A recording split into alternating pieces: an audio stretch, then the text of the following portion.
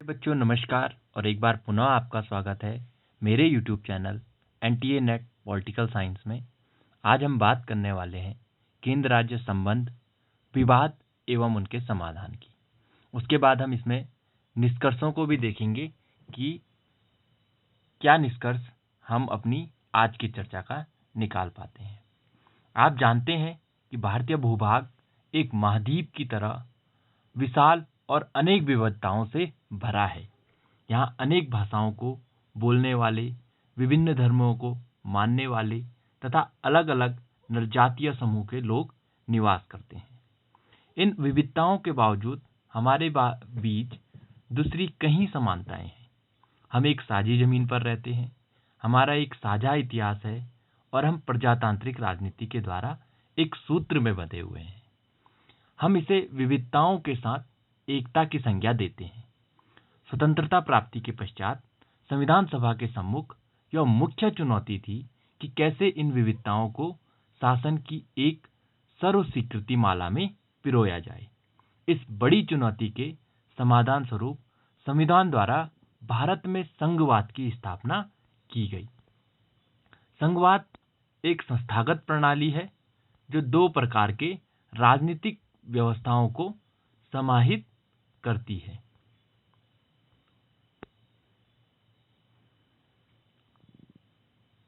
इसमें एक प्रांतीय स्तर की होती है और दूसरी केंद्रीय स्तर की। हालांकि भारत में स्थानीय शासन के रूप में इसका एक तीसरा स्तर भी स्थापित हो चुका है। प्रत्येक सरकार अपने क्षेत्र में स्वायत्त होती है। संघीय लक्षण के कुछ देशों में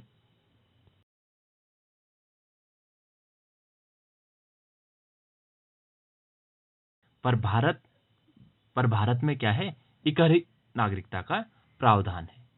विविधताओं से भरे हमारे इस देश में लोगों की दोहरी पहचान और निष्ठाएं होती है, जो कि अपने क्षेत्र से भी जुड़ी होती है और अपने राष्ट्र से भी।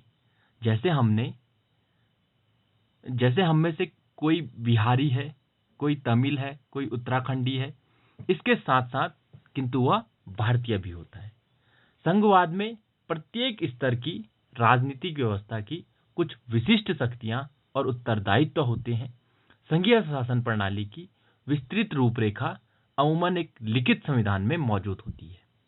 संविधान सर्वोच्च होता है और सरकारों की शक्तियों का स्रोत भी। सामान्यतः राष्ट्रीय महत्व के विषयों का उत्तरदायित्व संघीय सरकार का होता है, तो वहीं क्षेत्रीय या स्थानीय महत्व के विषयों पर प्रांतीय राज्य सरकारें जवाबदेह होती है। केंद्र और राज्यों के मध्य किसी टकराव को रोकने के लिए स्वतंत्र न्यायपालिका का अस्तित्व भी होता है, जो संघर्षों का क्या है, समाधान करती है। स्वतंत्रता प्राप्ति के पूर्व ही राष्ट्रीय आंदोलन के नेताओं में इस बात पर सहमति थी कि भारत जैसे विशाल देश पर शासन करने के लिए संघीय प्रणाली उपयुक्त होगी। उन्हें विविधताओं का भान था और उनका मानना था कि इन विविधताओं को मान्यता देने की आवश्यकता है। विभिन्न क्षेत्रों और भाषाभाषी लोगों को सत्ता में सहभागिता करनी थी तथा इन क्षेत्रों के लोगों को स्वशासन का अवसर मिलना चाहिए था। अतः संविधान सभा ने भारतीय परिस्थितियों को ध्यान में रखते हुए संघीय व्यवस्था को अंगीकृत किया।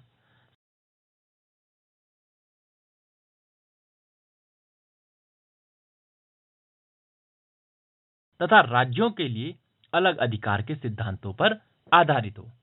इस प्रकार विविधता को मान्यता देने के साथ ही संविधान एकता पर बल देता है। इसलिए भारतीय संविधान में फेडरेशन शब्द का नहीं बल्कि यूनियन शब्द का प्रयोग किया गया है। आप जानते हैं कि फेडरेशन में जो राज्य होते हैं उन्हें संघ से अलग होने का अधिकार होता है, किंतु यूनियन में ऐसा नहीं होता है। दो तरह की सरकारों की बात मानी गई है।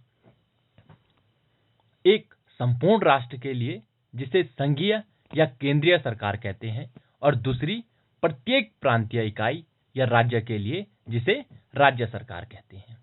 दोनों ही संवैधानिक सरकारें हैं और सूचियों के द्वारा इनकी शक्तियों का स्पष्ट विभाजन भी कर दिया गया है। किंतु यह भी आपको ध्यान रखना चाहिए कि भारतीय संविधान के किसी अन्य विषय पर शायद ही इतना अधिक विवाद रहा हो और इतने अधिक विरोधी मत रहे हों जितने मत भारत के संघीय स्वरूप के संबंध में प्रतिपादित किए गए हैं। कुछ समय पूर्व ही मद्रास उच्च न्यायालय ने पुदुचेरी की उपराज्यपाल और वहां की सरकार के बीच विवाद संबंधी मामले में फैसला सुनाया है कि उपराज्यपाल के पास सरकार की रोजमर्रा की गतिविधियों में हस्तक्षेप करने का अधिकार नहीं है। अदालत के अनुसार प्रशासनिक और वित्तीय शक्तियां चुनी हुई सरकार के पास होती हैं तथा उपराज्यपाल को मंत्रिपरिषद की सलाह के मुताबिक काम करना होता है। अब यह मामला सुप्रीम कोर्ट में पहुंच चुका है। इसके साथ ही एक बार पुनः केंद्र राज्य संबंधों में टकराव का विमर्श चर्चा में आ गया है। आज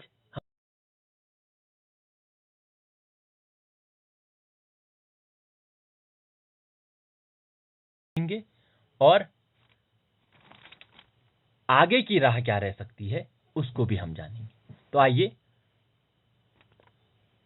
भारत में संविधान लागू होने के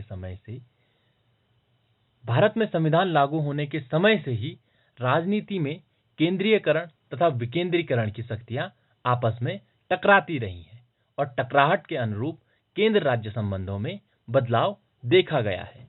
वैसे तो इस टकराव के कई कारण रहे हैं, लेकिन सबसे अधिक विवाद राज्यपाल की भूमिका तथा राष्ट्रपति शासन को लेकर हुआ है। तो तनाव के जो मुख्य कारण हैं वो 4 मुख्य कारण हैं। पहला है राज्यपाल की केंद्र के एजेंट के रूप में जो भूमिका है वह। दूसरा रहा है अनुच्छेद 356 का दुरुपयोग। तीसरा रहा है राज्यों के पास वित्तीय संसाधन की कमी। और चौथा रहा है राज्य में केंद्रीय बलों की तैनाती। इसके अतिरिक्त कुछ अन्य कारण भी रहे हैं, उन पे भी हम बात करेंगे। तो जो पहला कारण है राज्यपाल की भूमिका तथा राष्ट्रपति शासन को लेकर, जो राज्यपाल की केंद्र के एजेंट के रूप में जो भूमिका है वो रहा है। राज्य का राज्यपाल जो अपनी भूमिका का निर्वहन करता है वो राज्यों में केंद्र के प्रतिनिधि और राज्य कार्यपालिका के प्रमुख के रूप में स्वीकार की गई है और स्वीकार की गई थी। किंतु वास्तविकता यह रही है कि राज्यपालों ने राज्य सरकारों के साथ केंद्र के एजेंट के रूप में अपनी भूमिका निभाई है, न कि राज्य के प्रतिनिधि के रूप में। सामान्यतः राज्यपालों की नियुक्ति तथा पदमुक्ति के मामले में केंद्र में सत्तारूढ़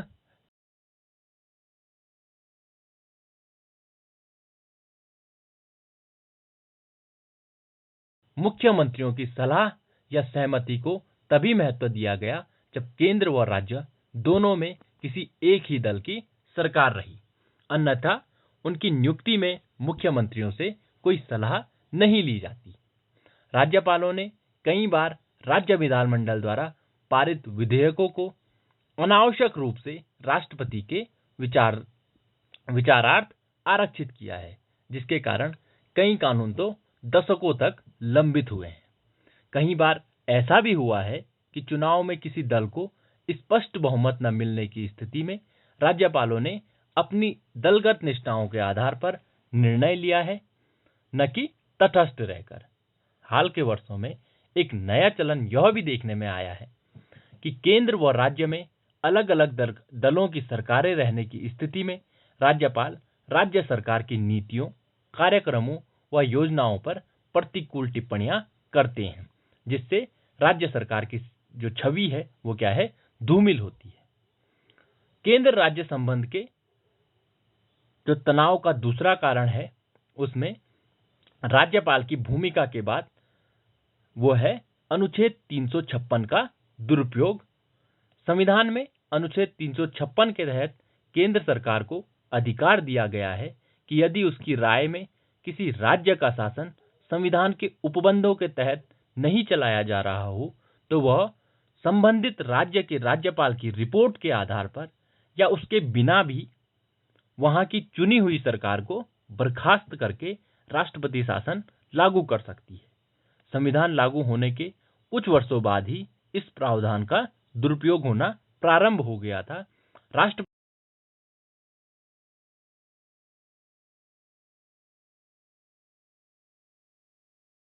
की सरकार होने के कारण पैदा हुए, राजनीतिक विद्वेष पर आधारित थे, न कि संविधान की भावनाओं के अनुरूप।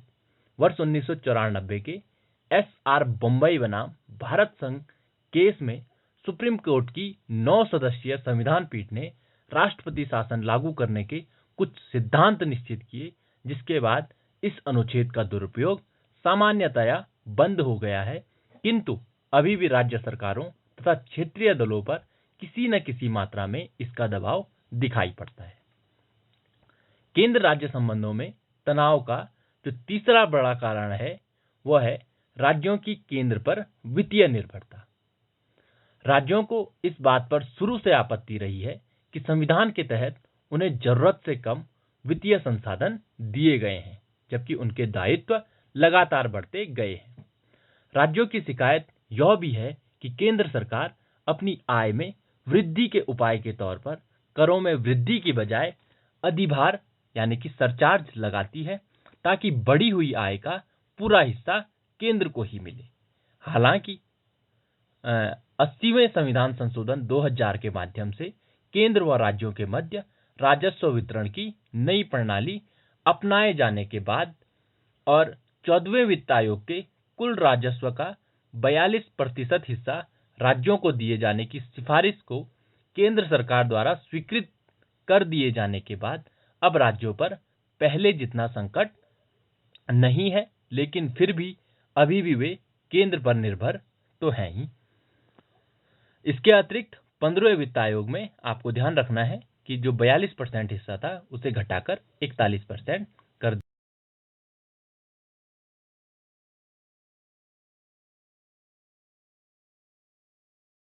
राज्य सूची के विषयों पर केंद्र के दखल से जुड़ा हुआ है। संविधान के प्रावधानों के तहत केंद्र को कुछ ऐसी शक्तियां हासिल है जिनके आधार पर वह राज्य सूची के विषयों में भी दखल दे सकता है। उदाहरण के लिए अनुच्छेद 249 के तहत राज्यसभा संसद को राज्य सूची के विषय पर कानून बनाने की शक्ति दे सकती है।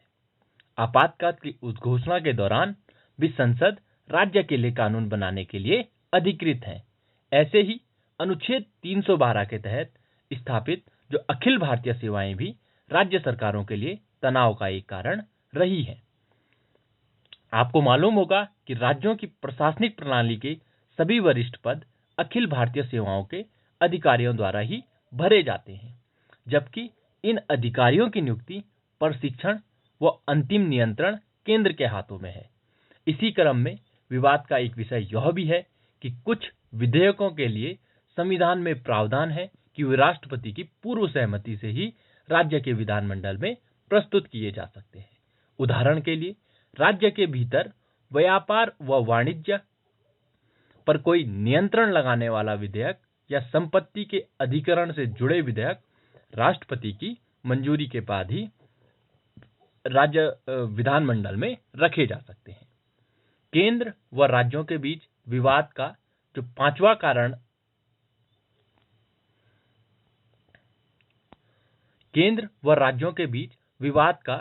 पांचवा कारण है वह है राज्यों में केंद्रीय बलों की तैनाती।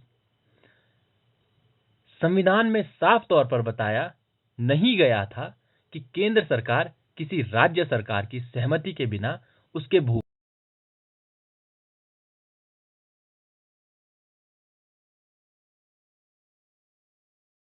केंद्रीय कर्मचारियों की हड़ताल के मामले में अर्धसैनिक बलों को भेजा था, क्योंकि राज्य की सरकार उसे पर्याप्त सहयोग नहीं दे रही थी। तब से केंद्रीय बलों का मुद्दा केंद्र राज्य संबंधों में तनाव का कारण बना रहा है। केंद्र सरकार का तर्क है कि संविधान का अनुच्छेद 355 उसे यह शक्ति प्रदान करता है और उसमें लिखा है कि संघ का यह कर्तव्य होगा कि वह बाह्य आक्रमण और आंतरिक अशांति से प्रत्येक राज्य की रक्षा करे और प्रत्येक राज्य की सरकार का इस संविधान के उपबंधों के अनुसार चलाया जाना सुनिश्चित करे। इसके विपरीत राज्यों का दावा है कि क्योंकि लोक व्यवस्था राज्य सूची का विषय है, इसलिए राज्य सरकार की सहमति के बिना केंद्र को केंद्रीय बलों की तैनाती का कोई अधिकार नहीं है। इन सभी कारणों के अतिरिक्त कुछ अन्य ऐसे मुद्दे भी हैं जो गाहे बगाहे केंद्र व राज्यों के बीच टकराव की वजह बन जाते हैं।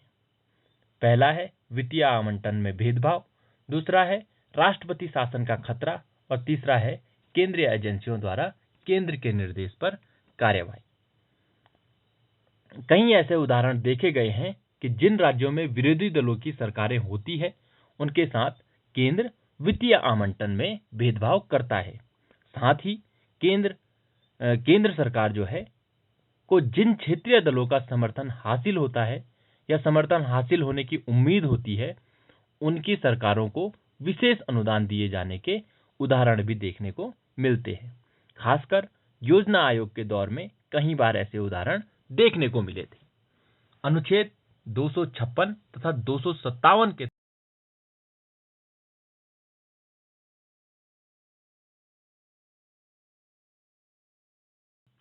यदि राज्य इन निर्देशों की अवहेलना करें तो केंद्र द्वारा अनुच्छेद 356 के तहत राष्ट्रपति शासन लगाए जाने का खतरा मंडराता रहता है। हाल के वर्षों में कुछ उदाहरण ऐसे भी देखे गए हैं जब केंद्र की जांच एजेंसियों, प्रवर्तन निदेशालय आदि द्वारा विरोधी दलों द्वारा शासित राज्यों में केंद्र के इशारे पर कार्रवाई करने के आरोप लगे हैं। वर्तमान समय में केंद्र व राज्यों के मध्य यह विवाद का एक बहुत महत्वपूर्ण कारण बन गया है। ये तो थे जो केंद्र और राज्यों के मध्य विवाद के कारण रहे हैं।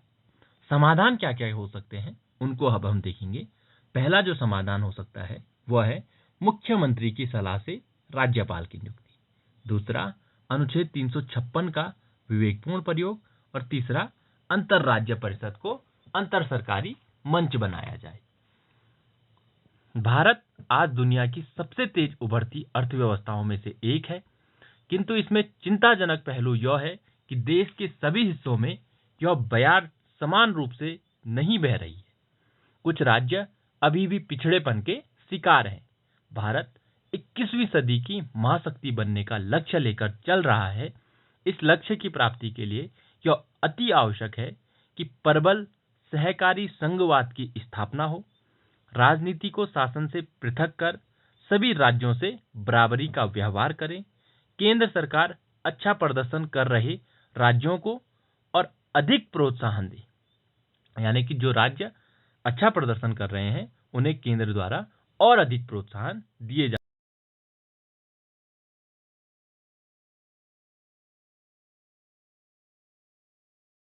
पिछड़ेपन को दूर करा जा सके।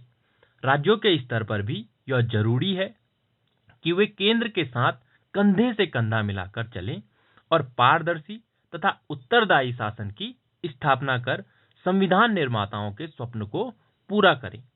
केंद्र और राज्यों के संबंधों को दृष्टिगत रखते हुए हाल के कुछ कदमों को देखें तो इस बात का विश्वास मजबूत होगा कि हम सरकार सहकारी संघवाद की स्थापना की ओर कदम बढ़ा रहे हैं।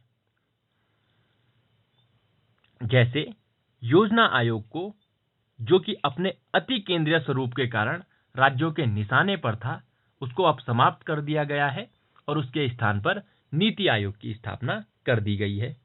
जीएसटी द्वारा पूरे देश के लिए एक समान कर प्रणाली की स्थापना और 14वें वित्त आयोग की सिफारिशों और 15वें वित्त आयोग की सिफारिशों को केंद्र द्वारा मंजूरी प्रदान करना, जिसमें राज्यों के हिस्से आने वाली राशि को 32% से बढ़ाकर 42 व 41% किया गया है। हालांकि यह क्या है, पर्याप्त नहीं है और अभी बहुत कुछ किया जाना बाकी है। केंद्र राज्य संबंधों का ढांचा सुधारने के लिए गठित कुछ आयोगों, जैसे जिनमें प्रशासनिक सुधार आयोग, राजमन्नार समिति, सहकारिता आयोग, संविधान समीक्षा आयोग और पुंछी आयोग क्या है, उल्लेखनीय है कि प्रमुख सिफारिशों को अपनाकर केंद्र राज्य संबंधों में टकराव के कारणों के समाधान की राह निकाली जा सकती है। मसलन टकराव के सबसे बड़े कारण राज्यपाल की भूमिका के संबंध में सभी आयोग व समितियों ने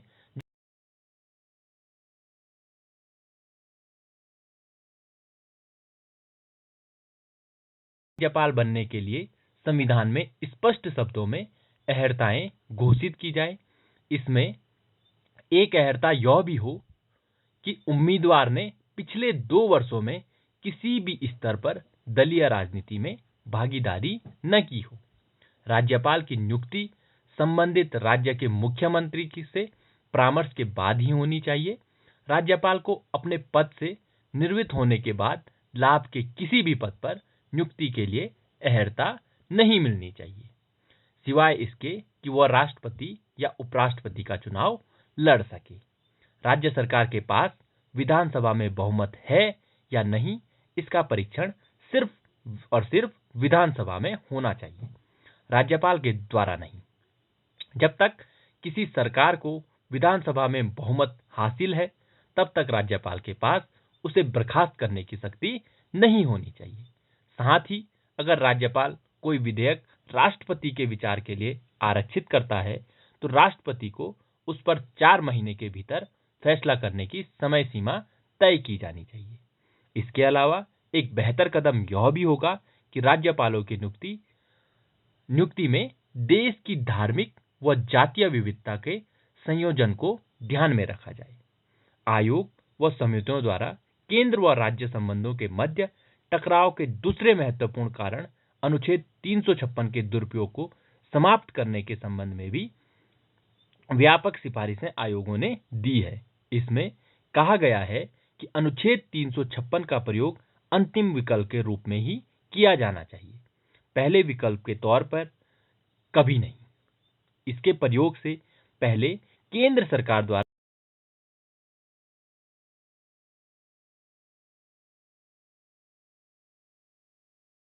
नजरअंदाज करने पर यदि राष्ट्रपति शासन की उद्घोषणा की जाती है, तब भी विधानसभा का विघटन तब तक नहीं किया जाना चाहिए जब तक कि उद्घोषणा को संसद की सहमति न मिल जाए। साथ ही उद्घोषणा में वे कारण भी बताए जाने चाहिए जिनसे बाध्य होकर अनुच्छेद 356 के प्रयोग का निर्णय लिया गया है। इसके अलावा जिस तरह लोकसभा के पास शक्ति है कि वह विशेष बैठक बुलाकर साधारण बहुमत से राष्ट्रीय आपात की उद्घोषणा को वापस ले सकती है, वैसी ही शक्ति उसके पास राष्ट्रपति शासन के मामले में भी होनी चाहिए। राष्ट्रपति शासन लागू करने के संदर्भ में एक और उपाय यह भी किया जा सकता है कि अनुच्छेद 356 के प्रयोग के संबंध में सुप्रीम कोर्ट द्वारा एस.आर. बम्बई बनाम भारत संघ 1994 मामले में दिए गए दिशा निर्देशों को संविधान में शामिल कर लिया जाए। केंद्र राज्य संबंधों में होने वाले टकराव के समाधान की राह में तीसरा बड़ा कदम विभिन्न आयोगों व समितियों द्वारा अनुच्छेद 263 में वर्णित अंतर राज्य परिषद से संबंधित अनुशंसाओं को मूर्त रूप देकर उठाया जा सकता है। अच्छा होगा कि अंतर राज्य परिषद का नाम बदलकर अंतर सरकारी परिषद यानी कि इंटर गवर्नमेंटल काउंसिल कर दिया जाए और इसे इतना असरकारी बनाया जाना चाहिए कि यह केंद्र राज्य संबंधों से जुड़े मामलों के समाधान का प्रमुख मंच बन जाए। अंतर सरकारी परिषद की एक सामान्य सभा होनी चाहिए जिसमें प्रधानमंत्री, सभी राज्यों के मुख्यमंत्री, सभी केंद्रीय कैबिनेट मंत्री तथा केंद्र राज्य संबंधों से जुड़े विषयों को देखने वाले अन्य सभी केंद्रीय मंत्री शामिल होने चाहिए।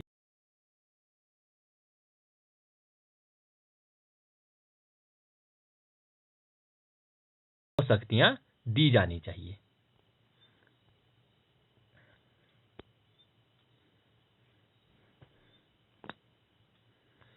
ताकि वह अपने कर्तव्यों की पूर्ति में सक्षम बन सके। उसके पास एक सचिवालय होना चाहिए जिसमें विधि प्रबंध, राजनीति विज्ञान, लोक प्रशासन आदि विषय के विशेषज्ञ हों। इसके अलावा अंतर सरकारी परिषद के पास अर्ध न्यायिक प्रकृति के कुछ ऐसे विशेषज्ञ पूर्ण सलाहकारी निकाय तथा प्रशासनिक अधिकरण होने चाहिए जो उसे विभिन्न मुद्दों को सुलझाने में मदद दे सके। यहाँ यह भी उल्लेख करना ठीक होगा कि अंतर राज्य परिषद के साथ ही क्षेत्रीय परिषदों के संबंध में भी कुछ निर्णय लिए जाने चाहिए, जैसे प्रत्येक वर्ष कम से कम 3 बार क्षेत्रीय परिषदों की बैठक हो।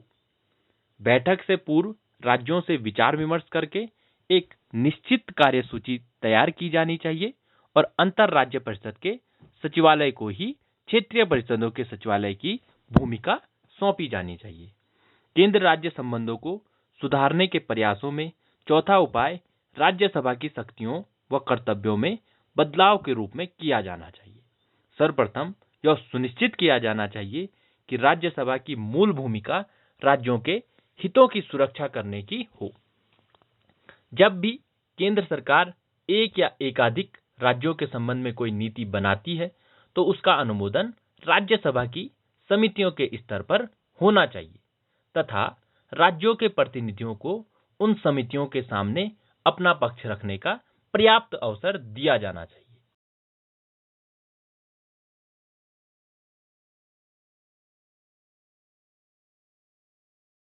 उसी राज्य का निवासी होना चाहिए। केंद्र राज्य संबंधों को बेहतर बनाने के लिए इन चारों उपायों के अतिरिक्त कुछ और ऐसे कदम उठाए जा सकते हैं जिनसे कि केंद्र राज्य संबंधों के टकराव को कम किया जा सके। जैसे समवर्ती सूची के विषयों पर कोई विधेयक प्रस्तावित करने से पहले केंद्र व राज्यों में सहमति बनाने का प्रयास किया जाना चाहिए। दूसरा, केंद्र तथा राज्यों के वित्तीय संबंध प्राथमिक तौर पर वित्त आयोग द्वारा निर्धारित किए जाने चाहिए तथा अन्य संस्थाओं का दखल समाप्त किया जाना चाहिए। बेहतर तो यह होगा कि वित्त आयोग को स्थायी आयोग बना दिया जाए। तीसरा, संसद को सभी राज्यों से विचार विमर्श करके 1956 के नदी बोर्ड अधिनियम के स्थान पर कोई नया तथा प्रासंगिक अधिनियम बनाना चाहिए। नदी जल विवादों के निपटारे हेतु एक स्थायी न्यायतंत्र बनाया जाना चाहिए। चौथा, अंतरराज्य व्यापार एवं वाणिज्य आयोग नाम से एक वैधानिक आयोग का गठन किया जाना चाहिए जिसकी शक्ति अनुच्छेद 307 में दी गई है। पांचवा, अखिल भारतीय सेवाओं की मजबूती राष्ट्रीय एकीकरण में सहायक है। इस व्यवस्था को सुदृढ़ किया जाना चाहिए और इंजीनियरिंग, चिकित्सा, शिक्षा, कृषि, सहकारिता, उद्योग आदि क्षेत्रों में भी अखिल भारतीय सेवाओं का सृजन किया जाना चाहिए। अंतिम, केंद्र के पास यह शक्ति होनी चाहिए कि किसी संकट के समय वह बिना राज्यों की सहमति के केंद्रीय बलों की तैनाती कर सके, पर जहां तक संभव हो इस शक्ति का प्रयोग राज्यों की सहमति से ही किया जाना चाहिए। तो ये तो था जो समाधान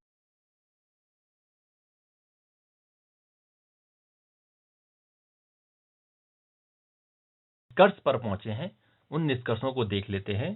केंद्र राज्य संबंधों के ऐतिहासिक विकास का विश्लेषण करने के बाद हम देखते हैं कि राज्यों को यह तर्क सही है कि संविधान सभा ने जिन तात्कालिक चुनौतियों से निपटने के लिए केंद्रीकृत ढांचे पर बल दिया था वे अब प्रासंगिक नहीं रहे। अब राज्यों के पुनर्गठन की प्रक्रिया प्रायः संतोषजनक स्तर तक पहुंच चुकी है और उत्तर पूर्व सहित लगभग पूरे देश में अलगाववादी आंदोलन कमजोर हो चुके हैं। सांप्रदायिकता की चुनौती भी उतनी विकट नहीं रही जैसी भारत पाक विभाजन के समय में थी। इसलिए राज्यों की मांग का उतना हिस्सा जरूर स्वीकार किया जाना चाहिए जो संघात्मक ढांचे को स्वस्थ रखने के लिए जरूरी है। किंतु इस प्रक्रिया में यह नहीं भूलना चाहिए कि अभी भी भारत में राष्ट्र निर्माण की प्रक्रिया पूरी नहीं हुई है और उसका कमजोर पड़ना घातक सिद्ध हो सकता है। इसको देखते हुए यह जरूरी है कि आंतरिक सुरक्षा तथा सामरिक महत्व के अन्य संवेदनशील विषयों पर केंद्र के पास ठोस शक्तियां न केवल बनी रहे बल्कि कुछ मुद्दों पर उनमें विस्तार भी होना चाहिए। उदाहरण के लिए आतंकवाद से निपटने के लिए आज एक केंद्रीय पुलिस बल की आवश्यकता महसूस की जा रही है। इसी तरह सांप्रदायिकता, नस्लवाद, भाषाई हिंसा और क्षेत्रवादी भावनाओं के प्रचार प्रसार को रोकने के लिए भी केंद्र की महत्वपूर्ण भूमिका अपेक्षित है। आदर्श स्थिति तो यह हो सकती है कि सामरिक महत्व के विषयों जैसे आंतरिक व बाह्य सुरक्षा, विदेशी संबंध आदि पर केंद्र का संपूर्ण वर्चस्व हो, जबकि राष्ट्रीय महत्व के शेष मुद्दों पर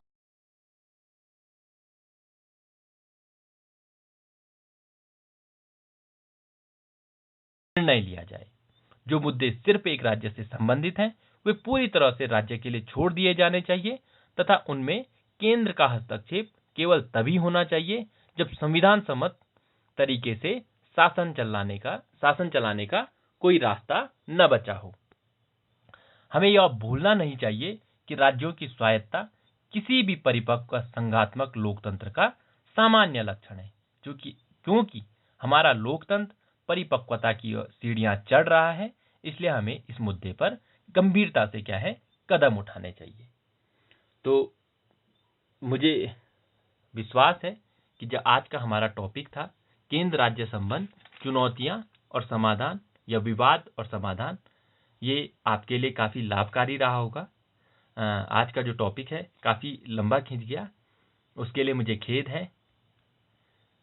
आप लोगों ने मुझे सुना, आप लोगों का बहुत बहुत